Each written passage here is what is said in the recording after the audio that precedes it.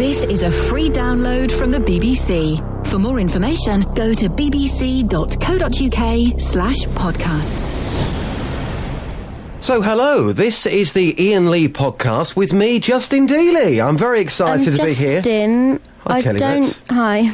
I don't think you should do it, the podcast. Why?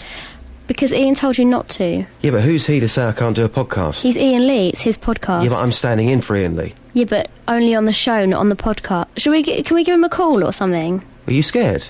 A bit. Why are you scared? Because he's about 6'9". We'll just give him a call, and if he says yes, then we'll just carry on. If I must. Your call has been forwarded to the T-Mobile voicemail. Should we leave him a message? 0. Yeah. At the tone, please record your message. When you have finished, you may hang up, or press 1 to change your message. You can talk. Me? Yeah, you. Hi Ian, it's Kelly and Justin from Three Counties Radio, the place where you work. I hope you're having a lovely holiday, drinking milkshakes and stuff. Just wondering, can Justin do the podcast this week? He really wants to, for some reason. If you can give us a call back, that would be lovely. You have our number. Thanks. Bye. Is that hung up? Well, until he comes back, I'm going to move on. Okay. To be fair, I have been asking our listeners about this and whether I should be doing the podcast, and we've had an overwhelming response. This is what they had to say. Well, I won't listen because I never use the computer. Do you think that we should do the podcast? Yes, I do. You do? You should do it. I can't get it because I haven't got a computer, but yes, you should do it, definitely. What if he comes after me, though, Shirley? Surely you're capable of standing up to him? I know, but he's bigger than me. He's about, 6'6", and he wears these check shirts, which are very scary. It's like something out of a horror film, Shirley. Oh, Justin, come on. You can give him as good as he gives you. Yeah, can we have a yes or no, Matt? Is that a yes? No. Oh, OK. Thanks, Matt. Take care. Cheers. For now. You see, Kelly, people, they want this podcast from me, Justin Dealey. It's true, that is a huge response you got. Exactly. Now, on my first day of standing in for Iainlee, I came into the office with a spring in my step because the news was that Bros were getting back together. Catherine, are you excited like me about the news that Bros are getting back together? No. I didn't like them. Whoa. I was more of an aha girl. Listen, forget aha. What is wrong with Bros? Three good-looking I found guys them making... creepy. They make quality records? I found them creepy. I didn't like the beer bottle thing. Oh, I love the beer bottle thing. No. Oh. No, not my thing. You're on your own.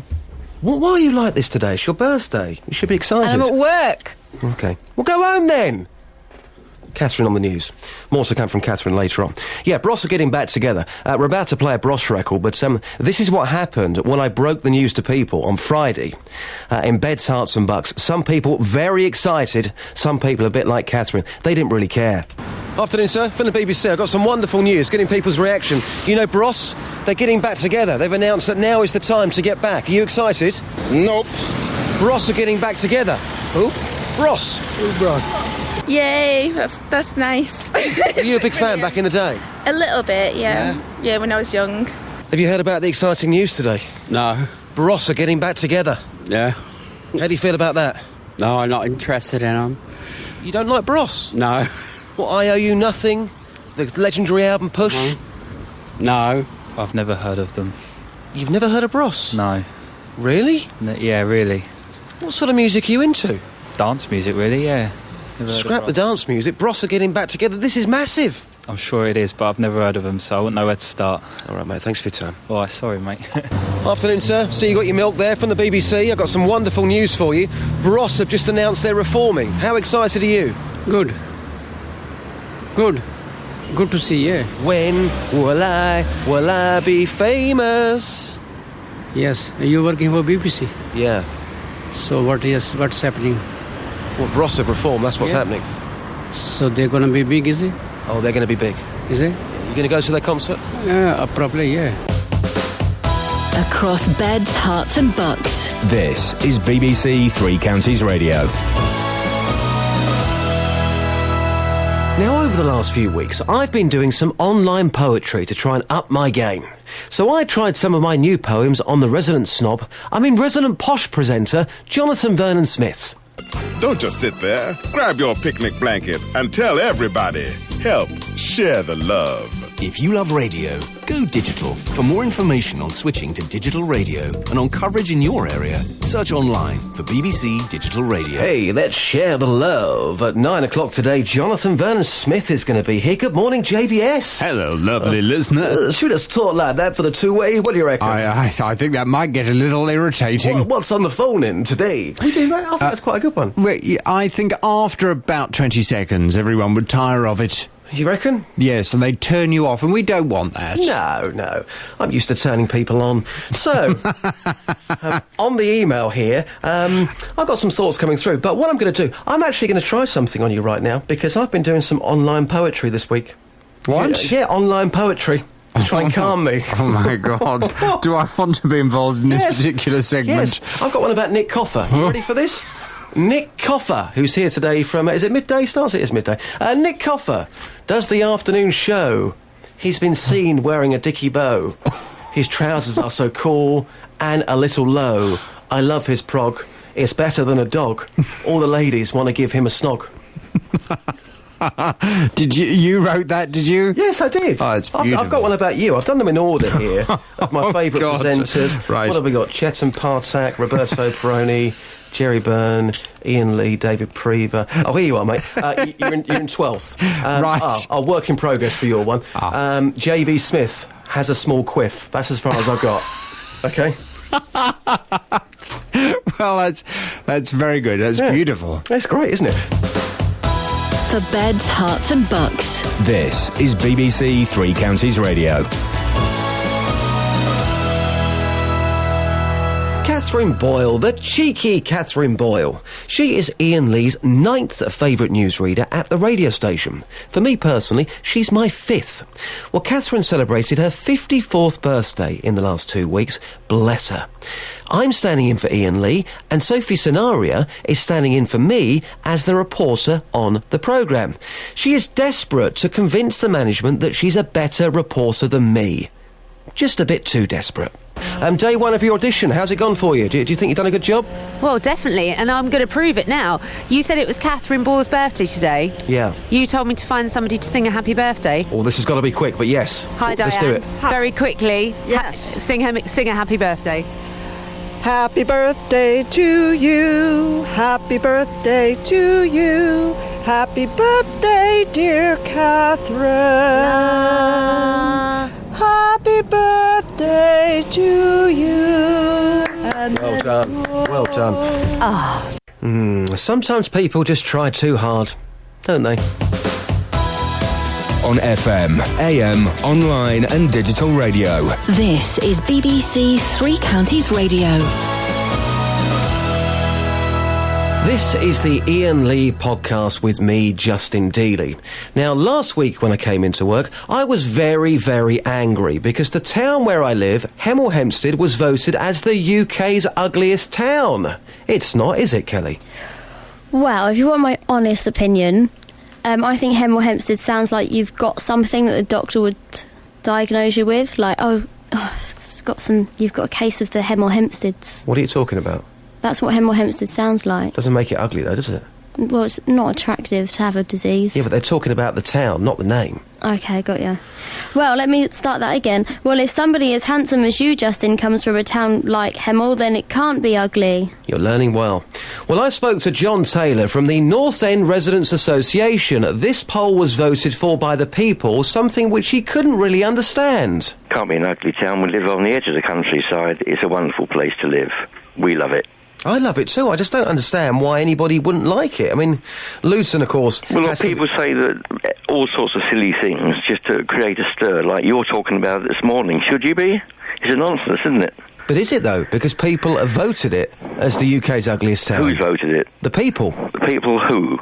Well, people. Where?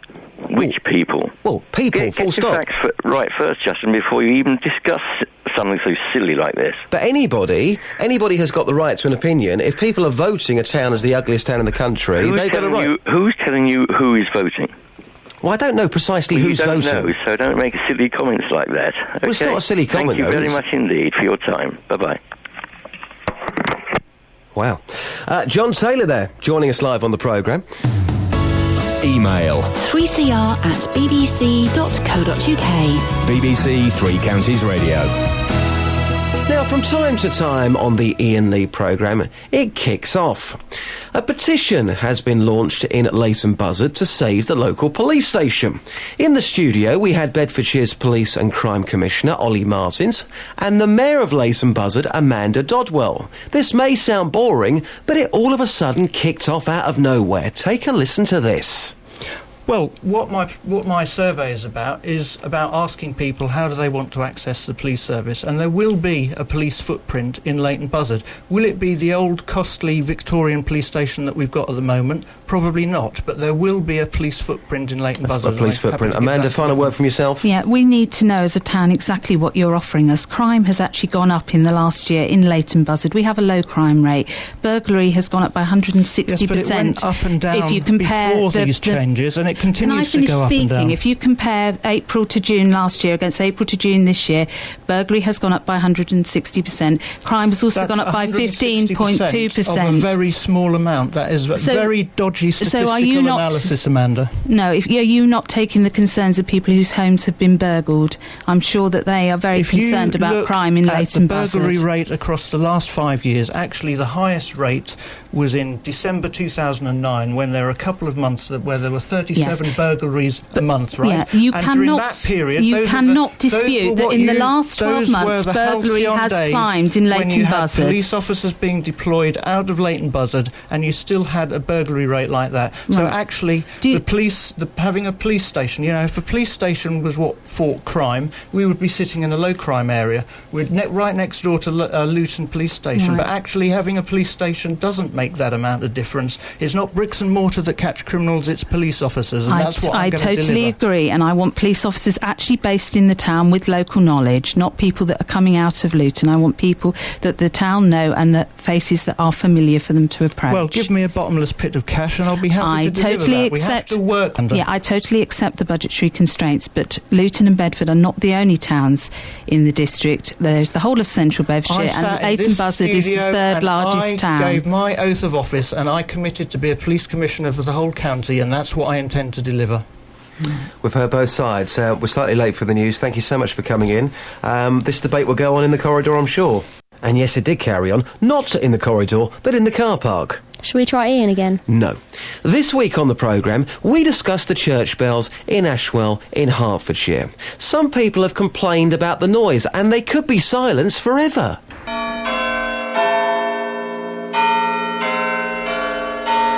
Have you got any sympathy for anybody who lives near a church and they complain about the noise? Just before the travel news, Andy is in Berkhamsted talking about this. Good morning, Andy. Good morning, Justin. Welcome to the programme. What would you like to say, Andy? Well, I think it's absolutely ridiculous.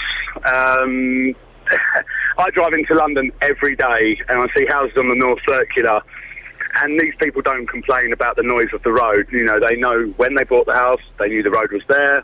There's nothing they can do about it. I mean, I can hear the church bells in Berkhamsted, and I think it's wonderful. It's a wonderful, small town kind of feeling.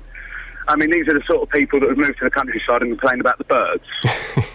I mean, what sort of person do you think is complaining about the church bells? How would you describe that sort of person, Andy? The person that has nothing else to do with their time.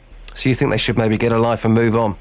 Yeah, I think they should, but in their defence, the only thing I can say is maybe every quarter hour is a bit too much. Maybe it should be every half hour. But even so, you've got to remember that the chimes are there to provide a service. Well, the thing is that these people that have moved there, they know there's a church there, don't they? They know there's a church there. As your previous caller said, it's been there since the 14th century. Yeah, I know. It's not like it's a new addition to the landscape, is it? Across beds, hearts and bucks. This is BBC Three Counties Radio. This is the Iain Lee podcast with me, Justin Dealey. I really think we should give him a call. Why? Because I don't think... Stop moaning. Can we just get on with a podcast? Yeah, but I don't think we should do it without his permission. But why? Because it's his podcast. Just give him another call. I thought I was your favourite. You're my favourite Justin, but you're not my favourite Iain. Just give him one more call. Your call has been forwarded to the T-Mobile voicemail service. Please record your message. When you have finished, you may hang up or press 1 to change your message. I'll do the talking. All right. Ian, this is Justin. Just to let you know, I've grown some. I'm doing your podcast. Deal with it, all right? Bye. That's brave. I'm standing in for Ian. Sophie Solaria has been standing in for me on my reporter shift, and she's not as good as me. Were you waiting for me to say something? What do you want me to say? No, she's definitely not as good as you. Well, thanks. Well, Sophie has been getting too big for her boots. She's been getting carried away. So I played a little trick on Sophie last week. Lads, listen and learn. This is how to deal with a woman who thinks that she's it. Now, whilst you're here, let me just play this quickly. Day 4 in the Three Counties house, and Sophie is still trying to audition to become a better reporter than Justin Dealey. How do you think it's going for you so far, Soph? Well, I think it's a no-brainer. I think that technically after Ian comes back, you're out of a job, mate. You reckon? What are you going to do? Well, I have been out getting some feedback. Would you like to hear it? Oh, God. Go on, then. Here we go. Just getting some reactions, sir. Sophie Solaria, who's been doing a job for us this week at reporting. How have you found her work? I don't know her. How have you found Sophie's reporting this week on the radio? Have you enjoyed it? Yeah, it's fine. Reports about what? Sophie Solaria's reporting this week on Three Counties Radio. Have you enjoyed the experience? Yeah, fine. Out of 10? 8. No, so I don't know really much about it. Just getting some feedback on Sophie Solaria. How have you found her reporting this week? Is she a Luton person? Oh, she's from Essex. Oh, OK, no, I've never heard of her. Sorry. That's fine, thank you. Not bad, to be fair. I thought it was going to be worse. Say my name. Sophie Solaria. Sophie Solaria. Oh, Sophie Superior? Sophie Superior. Oh, like your work. Thank you, Sophie. Doing a great job, Soph. Thanks. Bye. On FM, AM, online and digital radio. This is BBC Three Counties Radio. On the programme this week, we spoke about jokes. No, not iainlee, but we spoke about jokes. Because the funniest joke of the Edinburgh Fringe Festival was voted for. It's so bad, we're not even going to tell that joke right now. So we invited the people of Beds, Hearts and Bucks to do better. Sadly, they failed. And that's your latest news and sport. I'll be back with more at 9 o'clock. Thank you, Catherine. Just trying to work out who's my favourite blonde here. It's not Kelly Betts. But...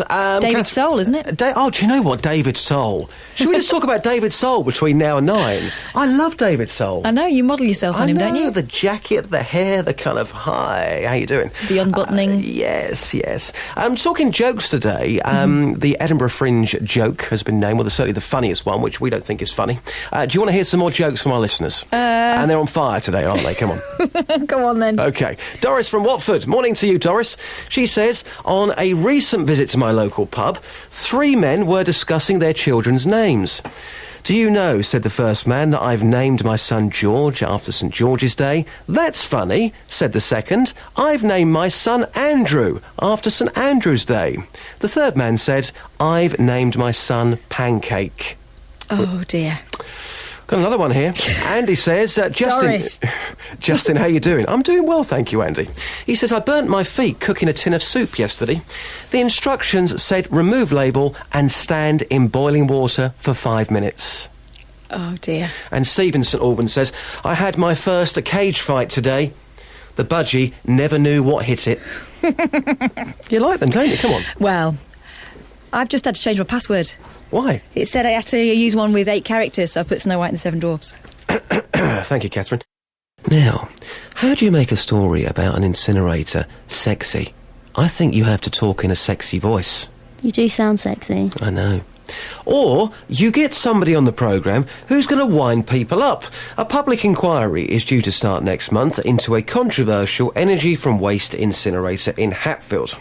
But it emerged on the programme that £250,000 in legal fees for the private firm operator Veolia will be met by guess who? The taxpayer. It's a result of a contract which was signed between the company and Hertfordshire County Council, which itself is also spending £250,000. Hey, you do the maths. That's £500,000 of taxpayers' money. I spoke to Terry Doris, the councillor in charge of waste management at Hertfordshire County Council. this looks ridiculous to me, but how did you come up with this contract then? Well, I think the whole thing has to be put into context, first of all. The contract was actually signed, and there was a long and detailed procurement process that followed the Hertfordshire County Council obtaining £115 million of PFI credits to allow this project to go ahead. And as a result of, or as an being able to obtain that credit, there had to be a reference site. Now, it was up to the bidders, whoever they may have been, to choose either that reference site or an alternative reference site. That's the first thing to say. Right. The next thing to say is that I'm afraid that the press release that has prompted this news item put out by the Liberal Democrats has been, sort of, if you like, economical with the truth, insofar as they are saying that we are meeting, our Hertfordshire County Council is meeting any legal fees incurred by Veolia. That is not correct. It is quite common in a contract of this size and this complexity for the client, which would be Hertfordshire County Council, to meet the excess over a capped figure, which I'm afraid is subject to commercial confidentiality, a capped figure of the applicant, or one of the applicants, which is Veolia in this instance. And the excess figure that we believe it will be at the present time is about £250,000. So you are paying £250,000. That sounded like jargon to me, Terry. We have the potential to pay up to £250,000, but that is a small amount compared with what Veolia are actually putting in themselves in their cost. Terry, let me just look at Veolia, OK? As a company, they make millions of pounds. Is that correct? I think it probably is. Well, you're working with them, is that correct? I haven't looked at their accounts lately. OK, so let's just presume they are. According to my research, they are. Yeah. Now, if they are to get this contract, again, they're going to make an awful amount of money. Why is the taxpayer paying for that company when they can pay for it themselves? I just don't understand why they are paying for it and not themselves. They are paying for the vast amount of the cost of But you're still saying it's going to be up to £250,000 of taxpayers' money spent on behalf of Veolia. That's what you said. Yeah, and if they were to actually pay more than that, and this is not an unusual, and I have to repeat, this is not an unusual set of circumstances. It's risk and reward. If they were to pay a greater amount, then the cost of actually having our rubbish and our waste going into it, and the gate fees that they would charge Hertfordshire County Council would increase, and therefore it would not be as beneficial. Over the 25 years, it needs to be recognised that Hertfordshire County Council and the residents of Hertfordshire, which includes Paul Zakalski, are going to save something in the order of £670 million that all sounds cost. Great. It all sounds great, Terry, but I've got to be honest with you. I'm looking at this and I think this is totally wrong. Have you seen the state of the roads in Hertfordshire? Surely you could spend the money on that as opposed to giving it to another company. You and I have talked about roads off air before now, I know. They're a state, Terry. They are a lot better than other places, and let's maybe concentrate on this matter in hand. Well, why don't you concentrate? Why don't you concentrate on saying to Veolia, I tell you what, you pay your legal fees, you want this as much as us, and we'll spend that £250,000 on the roads. Why can't you go and do that? We need to be very clear that when the planning permission was granted by Hertfordshire County Council, we had to advise the Secretary of State of this planning application. It was the Secretary of State who actually called it in for a public inquiry, and I think it's probably fair to say that he was lobbied quite severely and quite heavily by a number of parties, and Paul Zakalski recognised this in your earlier interview, that it was the lobbying parties that persuaded the Secretary of State to call it in, and if it hadn't have been called in, A, the project would have moved forward, and B, we wouldn't have had the costs of the public inquiry. Are you honestly happy with this arrangement? And be honest, do you honestly think this is fair on the people of Hertfordshire? Yes, I do. I think it is a cost that has to be borne. I think the ultimate benefits to Hertfordshire in saving costs. Another statistic for you. In 2007, the landfill tax was £24 a tonne. In April 2014, the landfill tax will rise to £80 per tonne. And these are the things that we have to actually guard against, and we have to protect the future I know what you're saying. generations. I know what you're saying. I don't think anybody I've spoken to in Hatfield has said, we're actually against the incinerator, full stop. They're saying that the area's wrong, but you're effectively giving money away. If I was Veolia, Terry, I would be sitting there right now on a beach somewhere with a glass of champagne thinking, this is great, because the taxpayer is paying our bill. The cost to Veolia, we are not lining Veolia's pocket. But you just said it's up to £250,000. That's outrageous. It is part of the contract that is written. It is Rip it up. You cannot. If we were to rip up the contract, Justin, if we were to rip up the contract now, we would be into Veolia for huge amounts of. Well, what idiot put it damages. together then, Terry? Because what idiot put this together? There's no idiot put it together. This is a standard, I have to repeat, this is a standard contractual type of document that was put together around about 2008 or 9, To give money away. No, we are not giving money away. We are not giving money away. We are meeting the costs.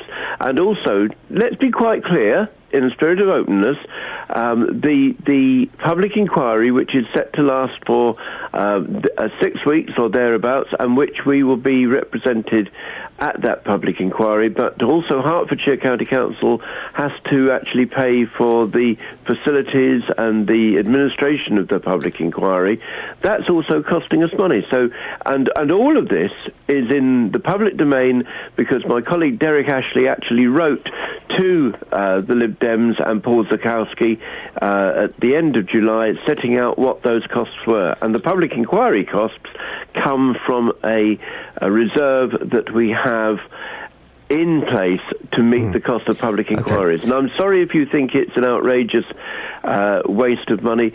I do not agree with you, and I think that going forward we will see when, assuming that this is built, and it is not a foregone conclusion because the Secretary of State may not approve it, but what do we do if a situation like this is not built? We have to find an alternative way of disposing of our waste. Wow, what an interesting interview that was. Kelly, do you want to hear me flirt with JVS? Always. Of course you do. On BBC Three Counties Radio. Nick Offer. Where's dodgy shirts? JVS, good morning. You can talk today. What is this you're wearing? Behave yourself. Is this a blouse? I'm gonna strip. Can we get some music for this, actually? Hold on a second. God. How was your night last night, by the way? My night was very good. What are you doing, Justin? I'm feeling slightly concerned. Get some music. You talking? He's standing up, ladies and gentlemen, in the studio. Why are you having a go at my dress sense? Looking for something on the computer. There we go. Oh, no.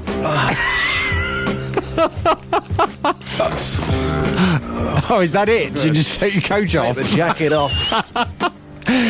That was your idea of a striptease, taking your coat off. Hey, listen, I'm not taking my jeans off for you. That's for special people.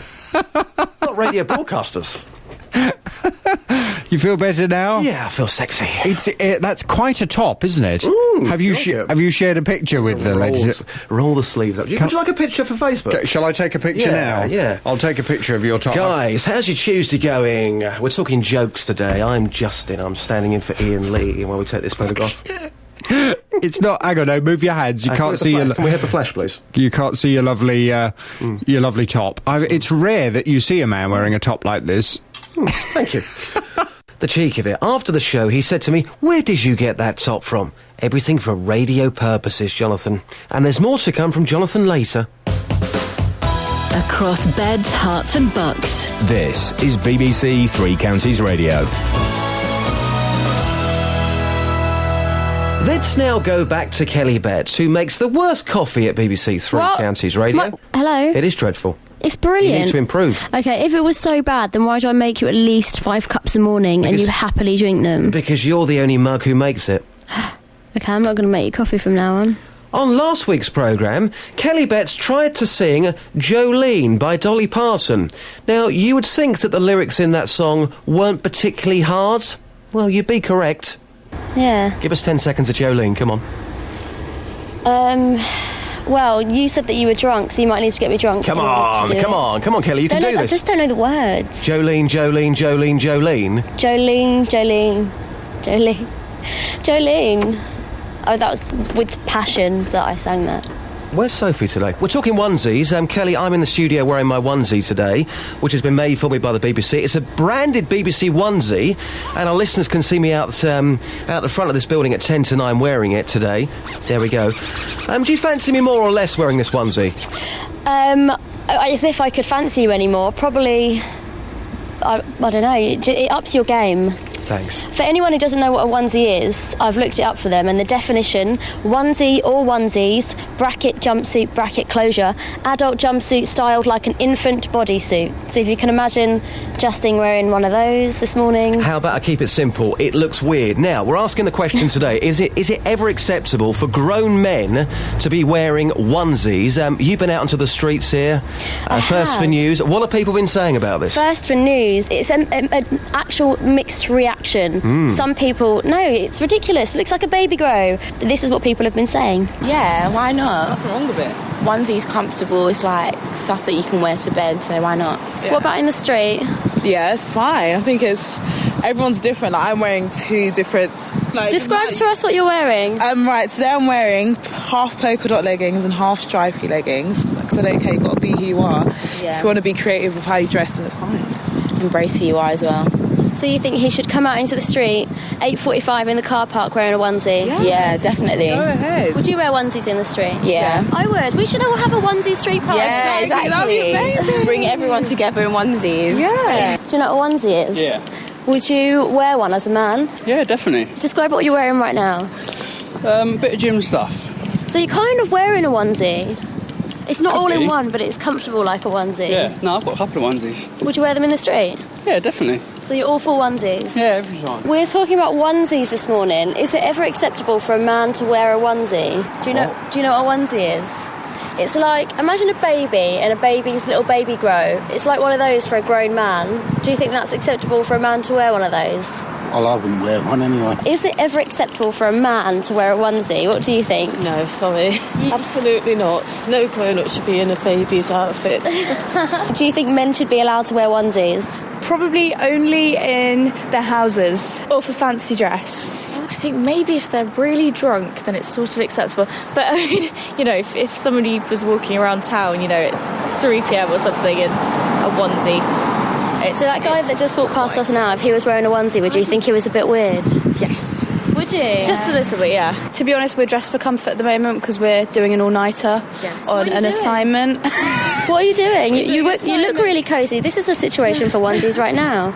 It is. I have a blanket with sleeves at home, but I wasn't going to come out in it. They look Not, like, you know, baby grows. not at the same time that people are going to work, and you'd avoid people like that, wouldn't you? I mean, kind of steer clear from, you know, a man dressed like a You see everything in Luton, though, to be honest. That's true. Kelly, great research this morning. By the way, the BBC engineers have now arrived in the building because the picture of me in a onesie has now gone onto the BBC Three Counties Radio Facebook page, and they are bracing themselves because it could well crash this morning. So many people want to see me in this red onesie. Crash from people deleting their Facebook account so they don't have to see it. Is that what you meant from that? Thanks, Kelly. Thanks. Bye. Bye, yeah. Kelly Betts, our reporter, on the streets this morning. This is a free download from the BBC. For more information, go to bbc.co.uk/podcasts. OK, Kelly, would you like to apologise for your attitude this week? For what? Well, it hasn't been great, has it? What do you mean? The evidence was there. I thought No effort to sing Jolene for us. Tried really hard this week. OK, try again now. Make up for it. What? This is your chance. This is the iainlee podcast. Okay. This is big. All right, I'm going to sing. Then can you put in Dolly Parton's Jolene? Yeah, just sing Jolene for us, yeah? No, but can you put it in so it sounds like I'm singing it? Just sing Jolene. I'm not going to do it. Just sing Jolene. Just put it in put in a bit of Dolly where it sounds like it's me. Yeah, I'll do that later. Can you sing it first? and then you put it in there. Okay, can you just sing it now for me? No, I'm not going to sing it. Please, just sing it now. Just put Dolly Parton Just on it sing and pretend Jolene. it's me. Just sing Jolene. No. Please. No. Do it for Ian. No. I'm going to text Ian, because I'm going to get him... I want him to let us know whether we can do the podcast or not. Oh, we've been through all this. Hold on, 10. We've been through all this. Phone on you. We're doing the podcast now. Yeah, but I just feel bad if we Until he just do says, don't do it, I'm going to carry on. I'll just text him to turn his phone on. Oh, actually, he won't get it because his phone's off. Let's move on with the podcast. As you heard, I was wearing a branded BBC onesie. I spoke to Dave in Lewisham. He also owns a onesie, but his is, quite frankly, weird. It's bright red, it's branded up with the BBC on it, Dave. Is it ever acceptable for men to wear onesies, Dave? Well, my wife and my sister-in-law bought me one. And it looks like a monkey suit. I put this thing on, it's got a tail at the back and a hood. If I pull the hood down, it's got a monkey head on it. Oh, this sounds a bit weird, Dave, to be quite honest with you. I think maybe you should be in the zoo and not in Lewisham. Go to Whipsnade or something, Dave. They'd love you up there. Yeah. You could be a tourist attraction. It looks, most probably I could. It looks really funny. They could feed me bananas, couldn't they? They could. Oh, dear. I mean, Dave, I'll be honest with you. I feel like a bit of a prat this morning. More of a prat than normal, wearing this onesie. When you wear your onesie, do you feel a bit stupid? I only put it on as a joke, really. When I'm out with my fair organ, sometimes I put it on and people have a laugh, yeah. Especially with a tail on there as well. I think you're kind of pushing it there. As well, yeah. That's what it is, yeah. I've got to make sure I put it the right way round, don't I? I mean, do you think we are the only two Muppets in Beds, Hearts and Bucks who own a onesie when it comes to men? Do you think other men are going to phone in today and say, I also own a onesie? Oh, I doubt it very much. Yeah. Let's see how we get on, Dave. It's great to talk to you. Have a good weekend. That was Dave. He's just weird. And this is Jilly. Jilly, just lastly, going on to something different here. I'm wearing a onesie this morning. Is it ever acceptable for men, grown, handsome men like me, to be wearing a onesie? What do you think, Jilly? We manufacture them, so grown, ugly men, it's acceptable as well. Grown, ugly men? What are you saying, Jilly? Well, in case you're ugly and you just think you're handsome. Oh. Thanks, Jilly. Okay. Bye. Bye. Jilly. In Kensworth. For Beds, Hearts and Bucks. This is BBC Three Counties Radio. Uh-oh, you don't know you're beautiful. Thanks, Jas. No, it's not about you. Oh. Just a One Direction song. Oh. This week, 70,000 Muppets, 70,000 people, went to London to see the One Direction film premiere. We asked on the programme, who did you scream for in your teens? And this is when we spoke to Linda. The Osmonds. Oh, the Osmonds. If One Direction are around in 50 years' time, it would be interesting if the fans are still doing it. But the Osmonds are, and I am, and I scream even louder at 52 than I did when I was 13 when I first saw them. Linda, tell me what it is about the Osmonds that just gets you going, it gets you excited. Just lovely. They're lovely people. They're the original boy band. They could dance, they play every instrument, the harmonies, and, of course, Donny was gorgeous. I was going to marry him when I was 14. Well, sadly it didn't happen, but there's always time, Linda. There's still time. Yeah. Well, I got a hug in 2008. Oh, right, you actually met them. So how did that happen then? I did. I paid for a meet and greet at the last of their 50th anniversary tour in London at the O2. I'm dreading to ask this question, but I'm going to. How much did you pay to meet the Osmonds, Linda? £248, but I would have paid treble. It was worth every penny. And how long did this meeting go on for? Well, you work the line and the meet and greet, so you're holding each of their hands and they're talking to you, looking you in the eye, and then you're sitting there the feet from them when they're doing their rehearsals. It was just fantastic. I've always been fascinated by psychology. And do you know what, Linda? When you came on this programme, your voice has completely changed now. At the beginning it was, oh, hi, Justin, yeah. And now about the Osmonds, yes, I was there. I touched their hands. I would pay treble. Oh, Donny with those beautiful white teeth. Everything's changing. You're going back to when you were 16 years old again, aren't you? Yeah, but it's even better when you're older. And they're older. You actually listen to them, and I stood so close to the stage I could touch their feet. when I saw them in 1975 at 13, they were just a little dot on the screen, or dot on the stage. I was so far away. And now it's just better. Linda, just lastly, can you give me your... and just stand back from the phone when you do this, because it is quite early in the morning. Can you give me your screen? Would you mind? Gosh, I'm in a car park. Oh, you can do it for us, Linda. Come on, No, with the hold on, BBC. I've got to close the window of my car. Yeah, Hold okay. on. Yeah, I can't do justice otherwise. We're building this up. Yeah, right, here we go. Okay, I'm ready. Was that good? Yes. This is a free download from the BBC. For more information, go to bbc.co.uk/podcasts. Now for a really exciting piece from last Tuesday. Oi, Dealey. I've heard Hello? you've been taking the mick out of me in the podcast. Oh, it's our reporter, Sophie Noteneraria. Yeah, enough of that. Why are you putting all the bad stuff in? It's the truth and nothing but the truth. It There's you isn't. with somebody singing happy birthday, there's some feedback on you, and you cheating. All of it's bad, you're slating me. You are in the podcast 3 times. You're taking the mickey. Hey, you're lucky to be in it 3 times. What about my foreign accent bit? What about that bit? It's the best bit of last week. It was funny. It was about British people pretending that they were foreign. Don't remember that piece. Play it. Play the audio. It's the best bit. What's it worth? Just play go. But why should I play it? This is my podcast. Because I'm funny. You think you're funny? Play the podcast. So what's this about Just again? play it. What's play it about? It's about the story that 17% of British people admitted to speaking English in a foreign accent because they were embarrassed that they couldn't speak the language when they got there. Oh, that feature. Okay, I'll press play. Can you speak a foreign language, madam? No, I can't, no. When you can't order something in a restaurant, what do you say? Well, you talk in English, order it in English, yeah. Do you ever put on a fake accent? Like a French one? No. Can you speak a foreign language? French, German, a little Italian, some Arabic. Meine Kuli ist kaputt. Your what's kaput, Kuli? Kuli. Kuli? Pen. Pen. That's not right, is it? No. Do you ever make up an accent just to try and fit in? Give me an accent. No. I'm going to do a French one. Français, can I have a baguette?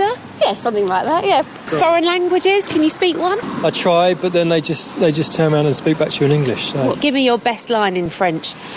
Bonjour, je voudrais 2 bières, s'il vous plaît.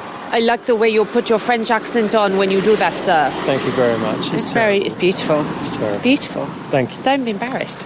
My husband's family is Italian, so it comes a bit easier for him. Can you ask for a lilo? No, not a lilo. Can you speak a foreign language? No. So, when you're on holiday, do you go abroad? I do. When you go abroad, do you get embarrassed because you can't sort of say anything? I'll say it in a foreign accent, but no foreign. So where have you been recently? I went to Ibiza. Ask for a lilo in a Spanish accent. Lilo. You actually do that? Say it in the accent. Do you get embarrassed? Very. Can you speak a foreign language? A very small amount of German, but not really. You can't, can you? No. So you thought that was funny? Yeah. It was funny, wasn't it? No. Can you go now? When's Ian back? On FM, AM, online and digital radio. This is BBC Three Counties Radio. So, what do you think breast milk and dolphin impressions have got in common? That would be Emma Surrey from Welwyn Garden City in Hertfordshire, who over the last 8 months has donated an incredible 40 litres of breast milk. There's something quite bizarre here. Oh, yeah. I've been told that you have spoken to iainlee in the past.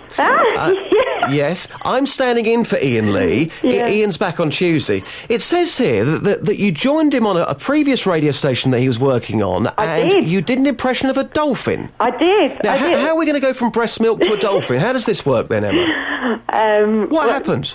Oh, well, it was my daughter's naming day, and I was up in the early hours baking a cake, and I thought, I need a digital radio, so I just phoned him up, but I hadn't heard him before or listened before, and just phoned up, did the dolphin impression, and won the radio. And I listen to BBC Three Counties on it every morning. Fantastic, good for you. So, if you've done dolphin impressions for iainlee in the past, can I have one right now, if you don't mind? No.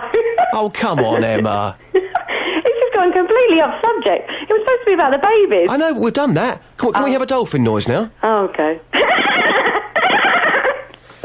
Wow. Now I know why you've spoken to Iain Lee, because he gets people to do weird things like that. Mind you, I've done it myself. Yeah, to be honest with you, I don't even know why I phoned up, but... But he got you to do a dolphin noise. I think I knew I was going to do that before I phoned up, so it was my own fault. Yeah, I thought they were making that up when they put that in the notes, but clearly it's true. But back to subject. Yeah, Your back to advice. the subject. Back to subject. Your advice is to mums out there: you can donate. Do it. You're doing Please something do. great, and it will make you feel good. Yeah, it makes me feel brilliant. I feel very good about what I've done. And also, I suppose, because I did have a traumatic time delivering Woody, and I guess in a way it actually did help me. Yeah. Because I didn't see him be born, so because I was knocked out of general anaesthetic. So for me, I found it quite healing. Across beds, hearts and bucks. This is BBC Three Counties Radio. This is the Iain Lee podcast, newly improved with me, Justin Dealey. Dennis in Dunstable is a regular caller to Ian's programme, isn't he, Kelly? He is. He rings all the time, every single day without fail. And he often puts the phone down, doesn't he? He does. He did exactly the same to me. The cheek of it. Dennis is here. Morning, Dennis. Good morning, Justin. Hey, good morning to you, sir. Talking onesies, what would you like to say? Well, Churchill used to wear one during the war, known as a siren suit. Right. The Yanks used to wear them all through the winter, but they were called BVDs, back-vented drawers, because if you're caught short in a onesie, how long would it take you to get to the position where you could relieve yourself? I'll tell you what, Dennis, you're a good broadcaster in yourself. You keep talking to our listeners about what you want to talk about, and I'll try it. Hold on. 3, 4, 5, oh dear, he's made a mess. 8, 9. That would take me, 10 seconds? It's not a problem, Dennis. No, that's good. Well, the onesie's all right, as long as it's sort of khaki and it's called an overall. No, this one's bright red with, with just BBC written on it. You're right. You can be an engineer in a bright red suit. People will steer clear of you then. I've got some comments that are coming in here, Dennis. Dorry says, yes, you can wear one, but only in the dark. Thank you for that. Martina says, oh dear. Reese says, Justin looks quite nice in his onesie. Thank you for that. But the other thing is, Justin, there was a young lady on there who's running a scarecrow competition. Why don't you give it to her? Because it'd make a beautiful scarecrow. Well, it's funny. No bird would come in miles of it. Hey, I tell you what, it's funny you should say that, because this onesie is going to the Flamstead Scarecrow Festival later on this afternoon. With you in it? No, not me in it, no. But it will be going there. Thank you, Dennis. Well, obviously, it's frightening the birds of all sorts. I thought we were friends.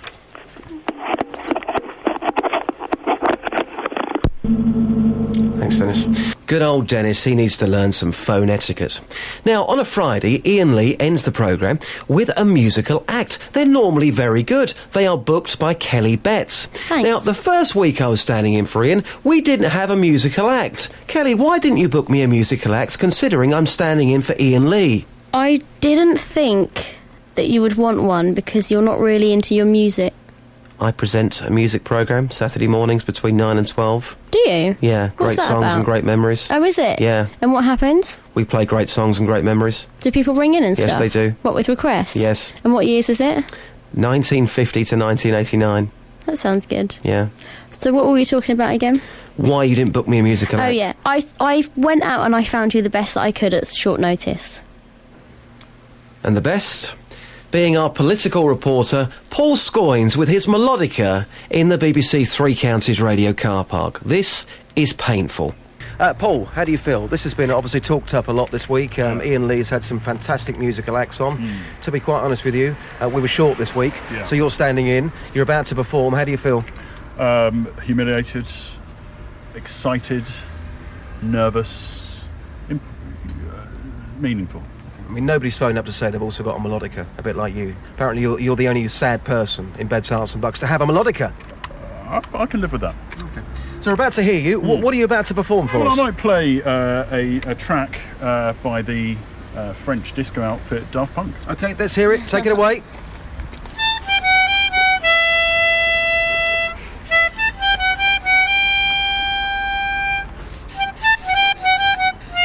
Well.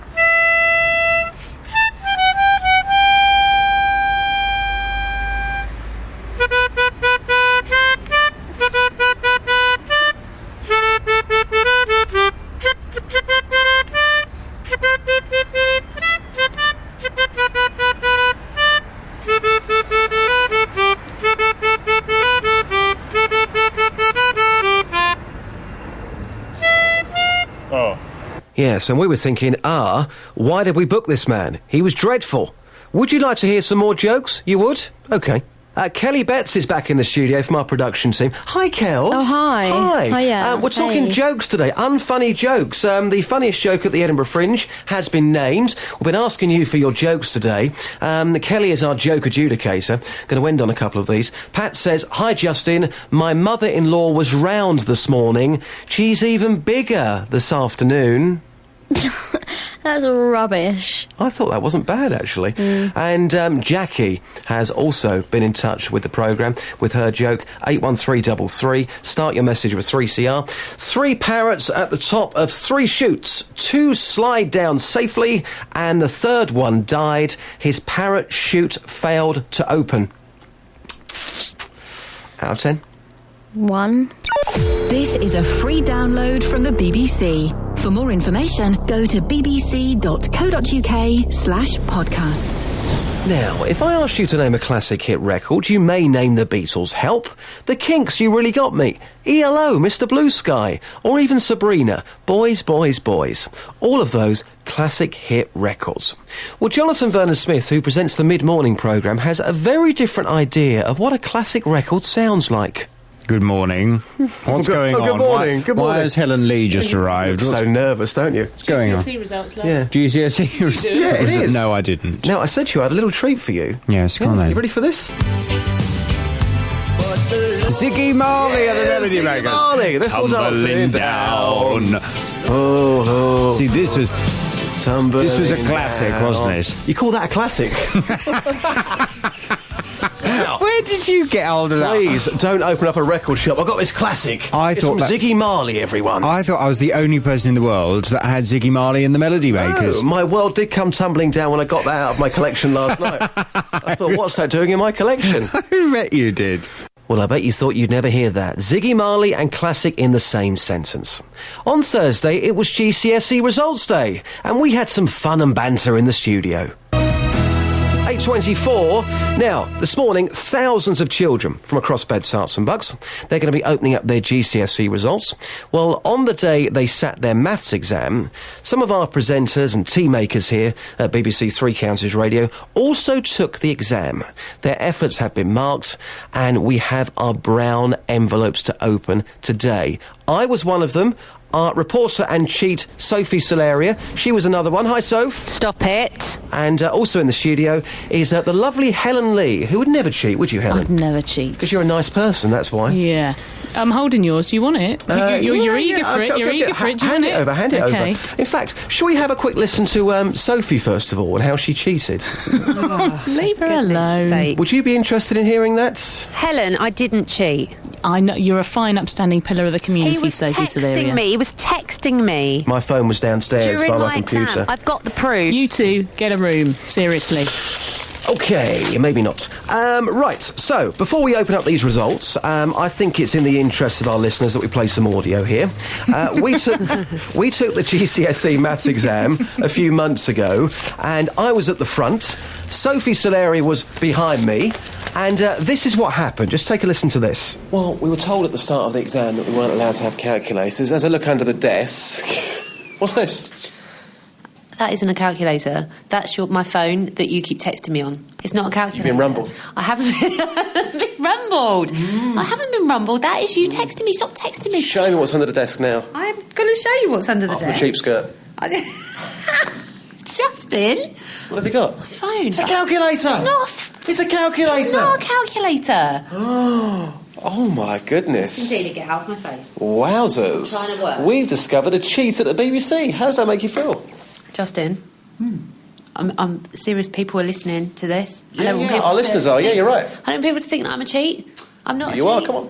I have to say that you are probably one of the most irritating people I've ever had to be in school with. Well, because I caught you. No, because you're talking to me during an exam. Because you're cheating. Sorry, Ollie. Sorry. Just admit you were cheating, and we'll draw a line under it. I'm not admitting anything. That's why I'm the top reporter at BBC Three Counties Radio, because I get stories from nowhere. OK, I think it was important to play that before we open up these results. I'm not rising to this. No? No.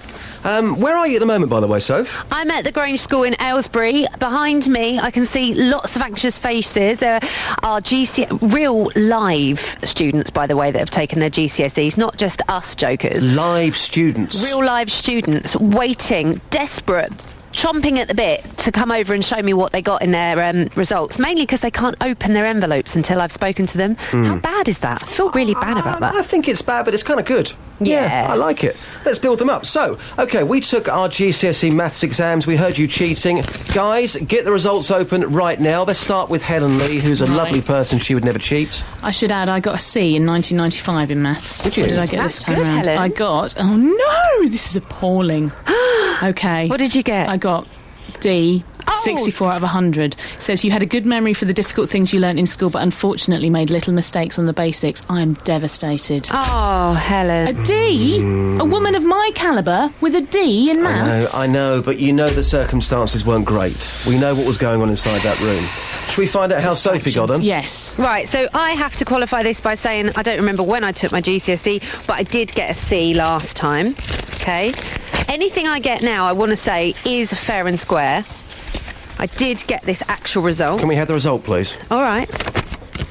Oh, I got a D as well. This is so distressing. 67 out of 100. So that's what, 3 more than you, Helen? Yeah. Wow. All right. So, She got still a D. She got a D even by cheating. But listen, Yeah. you were just 5 marks away from a C, the highest score you could have got on this paper. Okay, Yes, because we okay. took the foundation, we took the easy paper. Enough about you. I'm presenting this programme. Right, here's my results. High hopes, Justin. High hopes. Get a U. Go on. Say that again. Hope it's a U. It is a U. Oh, brilliant! Justin Dealey. My day. 20 out of 100. What a disgrace.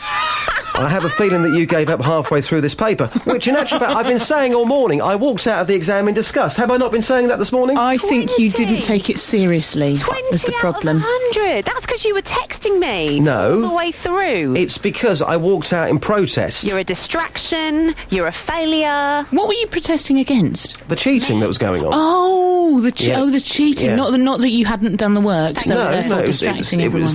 cheating. It was the cheating. You finished now, Soph? I'm going to go and find some people that actually have results that are important. Anything else to add? No. OK. Helen, thanks for coming in for us. No problem. I was going to get my my personalised number plate changed to Clever Clogs 1, but I don't think I'm going to bother now. Not based on a D. Not on a D. Across beds, hearts and bucks. This is BBC Three Counties Radio. Now, lastly, on the Iain Lee podcast with me, Justin Dealey, on Friday's show, we did so... Justin, just quickly. We've got a call coming in for you. Call on line 1. Hello? Dealey? Who's this? Dealey, it's Iain Lee. What's going on? Oh, I'm doing the podcast. Yeah, that's what I heard. I'm on my luxury holiday in my luxury apartment in Greece, and I just got a message through that you're doing the podcast. I don't get it. You don't do a podcast. I do a podcast. No. I'm not there. Therefore, there's no podcast. No, I'm doing the podcast. It's not the Justin Dealey show. It's the Iain Lee show, and it's the Iain Lee podcast. No, you're wrong. You're wrong. All right, go on. Tell me 2 good things you've got in the podcast. Me opening up my GCSE results. Oh, Jesus. And Hemel being voted the ugliest town in the UK. Oh, did it? Yeah. Oh, fair point. No, the thing is, though, Dealey, I put a lot of work in. It took me 8 months to get this podcast up and running. I put a lot of work in to get into the news and politics section. It has at various points been in the top 10 of the news and politics. It's now dropped out of it, of course. I will not allow you, and I'm serious about this, mate, I will not allow you to ruin all of the good work and the effort that I've put into this. So I am forbidding you, and if I had any legal means of doing it, I would. You are not allowed, and I'm genuinely annoyed. You are not allowed to put a podcast out. Iain, it's too late. What do you mean it's too late? It's done. Oh, you're... Bye. Thanks for listening to this free download from BBC Three Counties Radio, your local radio station for beds, hearts and bucks, on FM, AM, digital radio, and online at bbc.co.uk/3counties.